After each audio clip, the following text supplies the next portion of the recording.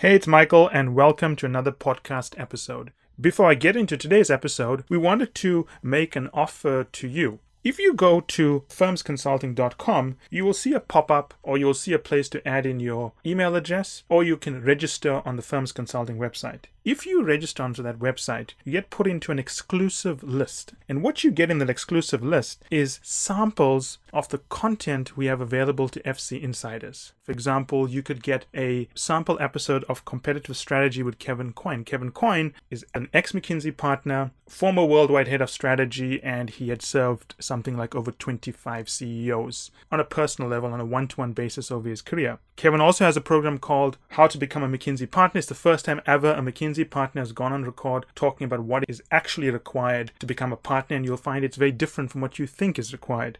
How to Develop Deep Insights, which I have put together, one of our most popular programs, the Electric Car Startup. You will get sample episodes of all of those programs and more if you sign up to this list.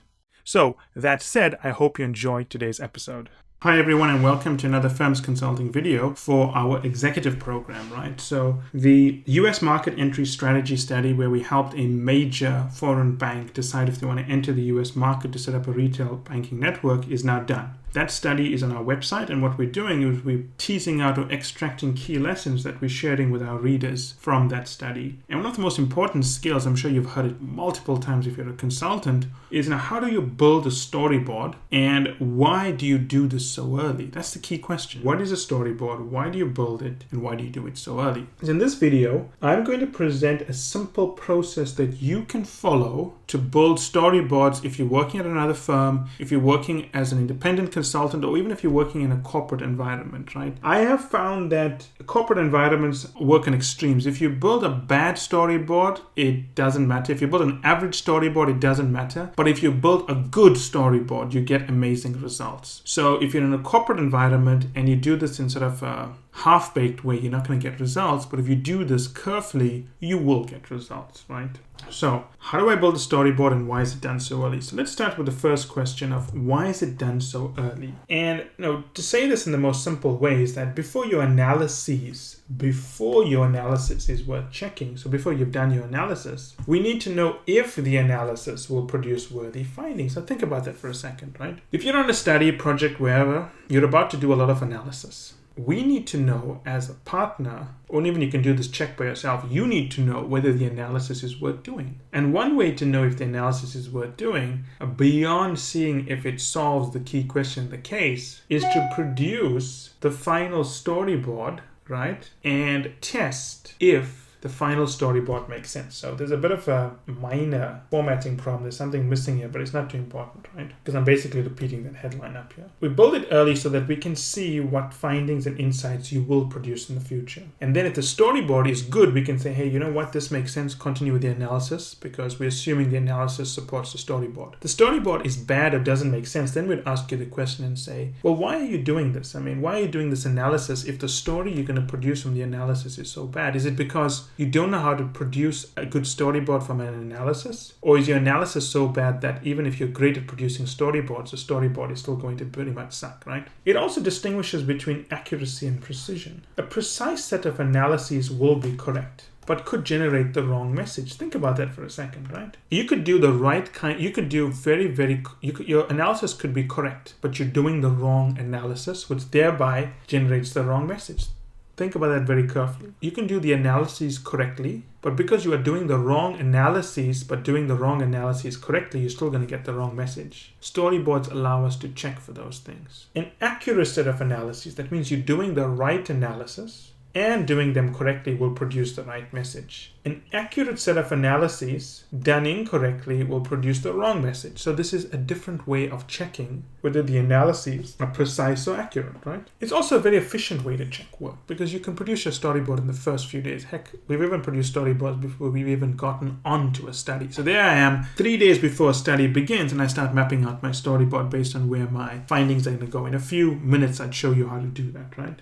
So if your work is not producing a compelling story and assuming the analysis is correct, assuming it's, accurate, assuming you're good at storyboards, why go any further, right? And if it's your story is weak, then is your analysis right? Is your ability to convert it to storyboards correct? This is a very efficient way to check work versus waiting for you to do a lot of work on the analysis, wasting time and billing clients, and then realizing you were on the wrong track, right? And if the story is clear, then and only then will I go back and say, well, let's think about the analysis you're using to generate the story. Does it support the story? But if the story is not clear, I'm not going to go back and to look at the analysis. I'm only going to go there if the story makes sense, right? So, storyboard will allow the manager, partner, and you, the person doing the storyboard, to determine if the outcome of all of this is meaningful. So let's just think about how this all works, right? Now, in a typical study, you've got an objective function, right? Objective function. From that objective function, you've pulled out the drivers and levers. You've broken those drivers and levers down. Obviously, you're applying the rules of Mises to build this tree and so on. Now, from here, you have determined that this branch, and this branch, and maybe that branch, priorities. We determine their priorities based on what we call a sensitivity analysis that we do in our head. Basically, we're saying assuming that the objective function is to increase productivity, we're saying to increase productivity, the best way to do that is to increase this lever, decrease this lever, and decrease this lever. And when we say best way, well, we're saying that a 10% change in these 4 levers has the biggest impact here versus a 10% change in any of the other levers. Now, if you're wondering how do we know it has the biggest impact, this is known as business judgment. You've got to think about whether or not it will have the biggest impact. We're not expecting you to build a model or anything like that. We're expecting you to apply business judgment and think about the relationship between the levers, right? So once we know that this is a priority, we then take for each of these, we'll create an hypothesis to explain how we're going to increase it or decrease it, right? So we'd say something like, due to the recession in Russia, car prices have fallen, which has led to lower margins and lower productivity. Can you see, due to the observable phenomenon is car prices have dropped, which has led to, which is the outcome, lower margins, right? We create an hypothesis for each of these areas we've prioritized. And for each hypothesis, we'll create a test where we'll say, maybe we'll have time here, and maybe we'll have margins, and maybe we'll have margins here and prices here. And we plot that margins were generally high, and when the recession came, they fell. And at the same time, prices did roughly the same thing. Now, you can have more than one graph to prove or disprove an hypothesis, but make sure you're not duplicating things. Sometimes you only need one graph. Sometimes you need 3 graphs. Sometimes you need 4 graphs. Sometimes you need 5 graphs. Depends on the hypothesis you have. Right, so you've got time here, margins, price, and all we want to see is that they've dropped because of the recession, right? Now, once you have that, you can take each of these graphs and you can put them onto a slide, right? So you've got time, you've got margin, and you've got price. Now, for that slide, you need a headline that goes here, right? And obviously, since you've got many hypotheses, you can have many analysis. So you can have many exhibits, and you can have many slides like this, right? So ultimately, you're going to have something like, you have a set of slides like this. And for each of those slides, you're going to have an exhibit in here. I'm not going to do all of them, but you're going to have a headline here. Now, when we talk about your storyboard, we are talking about, if I had to read that headline, then that headline, then that headline, then that headline, then that headline, that headline, that headline, that headline, is there a clear story about telling me what I need to do? So now what I'm going to do is I'm going to show you how to take all of those headlines and panel beat them or massage them or manipulate them into a clear headline. And I'm going to take the actual slides taken from one of the key analyses from the market entry strategy study. One of the key analyses was to see how each of the states were doing so we could decide which state we should focus on for investment. So we did a whole lot of analyses, right? We produced something like 10 slides, one for each of the 9 states, and then one slide for all of the states together. And we produced these 10 panels. Now I'm going to extract the headlines and put them onto one slide. And basically the graph we were plotting was growth in employment and growth in turnover per sector, each sector per state, right? But I'm not going to show you the graphs. I'm going to show you just the headlines, from a worst headline to the best possible headline. So let's do that, right? So step 1 is we took all of so now remember, we haven't plotted any of these things yet, right? We're building the storyboard before we do the analysis. So you don't know what's going to be the insight yet. You're writing down what you expect to see, right? So write the expected insight from the graph. So you've got these panels. You are going to plot a graph in here. You haven't done it yet, but you're going to write down what you think is the expected insight for each state. So assume the storyboard we're building is just the storyboard for this analysis in terms of which state to invest in, not the entire storyboard for the study, although the same rules would apply, right? Now, I've seen this, don't laugh, but I've actually seen this in studies from some firms where consultants write in headlines like this, right? California demand, Texas demand, Florida demand, Georgia demand for each of the states, and then one slide for the total state. So rather than telling you what they found, they just say this is a slide about demand, and they'll leave it at that. Now this is terrible, because what is the insight? I mean, when you write like this, where is the story? If I'm reading this, how do I know what you're trying to tell me? How do I know where this is going? So this is terrible, right? Slightly better, but still on the side of being juvenile, is you just say the most basic things like California demand will grow, Texas demand will grow, Nevada demand will shrink. Again, there's no story, there's no insight. You're not helping me understand what is happening. Remember, in a storyboard, you have to understand the deep insights without having to look at the content of the slide. So if you're saying, no, I'm going to put down California demand will grow, because they can always look at the slide below that, then you're missing the point of a storyboard. When you're analyzing storyboards, the story itself must tell you everything you need to know without having to look at the slide. And this is not really a deep insight. This is basically stating a fact, right? Don't state obvious things, right? As I say, avoid telling the client something obvious. Then this is getting a little bit better, right? Demand is growing across all sectors and overall. Demand is growing overall and across all sectors but 5. But it's still not amazing. You could still do a far better job here, right? So let's try to improve it, right? So step 2, right? Tighten the insight to make it easier to pull out the main findings. So go deeper, right? Now we're going deeper, right? California's technology sector shows the least growth. Oh, that's a deep insight, right? And it's the smallest sector. Wow, who would have thought that? Because the tech sector is in the news all the time. But in terms of compared to all the other sectors, it is showing the least growth and is the smallest sector, right? Texas mirrors California on a smaller scale, but agriculture is shrinking. Agriculture is also shrinking. Agriculture seems to be shrinking everywhere. So you see how I've brought in more insights, right? And we could say now we're on a roll. This is now a better set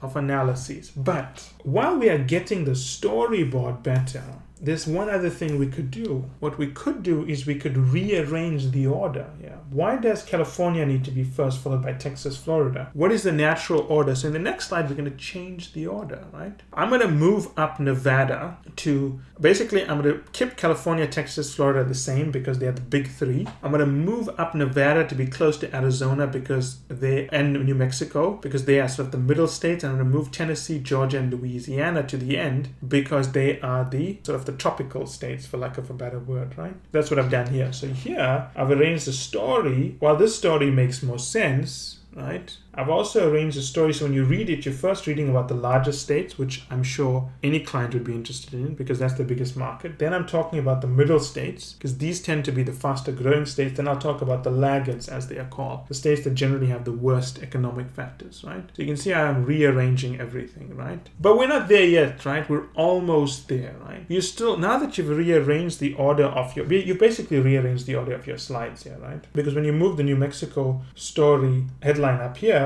you're basically saying in the order of the pack, you're going to have a slide about California, Texas, Florida, and then New Mexico. So you've changed the order of the pack, right? Now that I've changed the order of the pack, I'm going to clean up the wording even more. So you can see I've tightened things even further, right? I made it even more deep. California is the largest state that shows the greatest growth despite minimal contribution from the technology sector. That's a deep insight because we would have expected the opposite from the technology sector, right? And remember, you rearrange this based on the objectives of your client. Our client is looking to make investments in businesses in the United States. Right? That's why they're creating this branch network. So obviously the kind of insights I want to tease out are things that are relevant to them. If you were taking the same data and presenting it to, I don't know, a company trying to create tourism packages, you'd tease out different insights. So you can see I've reworded things and tightened them, right? And obviously this is a big improvement, but we can make it a lot better, right? How can we do that? Because now I'm going to clean it up even further. And I see there's some kind of problems here, but let's just pull up everything. Right. So that's the problem. We're trying to experiment with formatting issues because they don't necessarily work well across different platforms, because we create our slides in one platform and we record them in another. And sometimes there are glitches, but everything shows up, which is good, right? So here I've taken the deck and I've converted it into 3 sections. One is the big 3. California. So I'm going to focus the presentation on the big 3, and then I'm going to focus on the middle states, and I'm going to focus on Mexico, New Mexico, the so-called southern states as we call it, Tennessee, Georgia, and Louisiana, and then 1 slide on the 9 border states. And this is going to become my headline. You can see if you read the headline, there must be a story being told here. And then for each headline, there'll be a slide with the headline at the top and the data to support it. And you can see that I don't actually have separate slides for Arizona and New Mexico. Out of manipulating this, I've decided to kill those slides. This is one thing you need to understand. You don't need to put every slide in, because sometimes a slide doesn't support your story. Drop it. If a slide doesn't support your story, which implies your story is wrong, then obviously you change your story. But if your slide doesn't support your story, but your story is still correct, then drop the slide. And see the difference between this set of headlines and what we presented right at the beginning. It's a dramatic difference, right? So just to remember, right, the technique here is that once you've built out your objective function, you've broken down the drivers, you need to prioritize the drivers based on which of the drivers improve the objective function the most. Develop an hypothesis to explain how to change the driver. For each hypothesis, create an analysis you need to run. For each analysis, you can drop that into a slide. For each slide, you need a headline to explain what is the likely finding from that analysis. And we're doing this all in the first few days before you even started the analysis. No analysis has been done yet. For each of those headlines, without looking at the content, only manipulate the headlines. In fact, what I normally do is I pull out the headlines from the slides and just work with the headlines. And then I drop them back into the slides. And then I change the exhibits to match the headlines, right? That's the way you need to do things. And then once you're happy with it, you have a storyboard, which you then present to your manager, partner, or even get for your own purpose to check things. And then your storyboard is done. And as I mentioned, I've done this for a subset of the analysis, but you can follow this process for the entire study. It works just as well, right? And just remember these tips for the storyboard, right? When meeting partners, always focus on the hypotheses and the storyboard, right? We are always impressed when someone gives us a storyboard very early, because that's what we care about. If you don't give us a storyboard and you're talking about a lot of analysis, we don't know if it's worth having that discussion about the analysis, because we don't know how you're going to use it, and we only know how you're going to use it if we look at the storyboard, right? Once we like the storyboard, we ask for the analysis. And when we ask for the analysis, it means it's generally a good sign because we approve the story, right? Outstanding consultants, and our phrases, outstanding consultants always take the feedback on the storyboard and work backwards to adjust the analysis. Weak consultants who don't understand how we do strategy will focus heavily on the analysis and ignore the storyboard and start to fix the analysis. That's how you can generally see when someone's not just worked at McKinsey and BCG, but they actually understood what they did, right? If the storyboard is weak, there's 2 things there are 2 problems you could have. Either your storyboarding skills are weak, or the analyses you constructed is not meaningful. You need to determine which it is. It could be one or either, or it could be both, right? Now, if it is the latter, you have time to tweak your analysis. Easy to do. But my piece of advice to you is this. When you construct this analysis you want to do to test your hypothesis, you make the assumption the client has that data. Most times the client doesn't have the data, so you're going to have to tweak your analysis anyway. And when you tweak your analysis, make sure that it doesn't change your story. Because if you're changing your analysis and it changes the story, then you have to go back and change your entire storyboard, right? And I would say make time to sit down with a partner, manager, and even a colleague to test your storyboard, right? And remember, if you don't have a great storyboard, why bother with the analysis? And always remember, you're trying to develop something like this. Clean, simple storyboards that have a very, very elegant message attached to them. And as always, remember that the more detailed presentations and training on this is available in the executive program, but there's more than enough here for you to use to show an immediate improvement right now just by watching this video in the work you're either doing at a consulting firm, at a boutique firm, in corporate, or even if you're running your own consulting business. So use it wisely, post comments, share this with your friends, and I'll be more than happy to respond to any questions you have. And that's it for today's episode. I hope you enjoyed it as much as I enjoyed doing the episode. Finally, I want you to remember that the only way to get access to our special offers, the only way to get our special pricing, and the only way to get samples of our content is to join the list on firmsconsulting.com. It's the only way also to get access to our unique advanced content that we make available to insiders. So if you want to get a sneak peek of things, test it out, see what's in there, this is the place to go. And finally, I want to thank you again for making us one of the largest podcast channels around the world for careers and for the 2 million downloads and counting.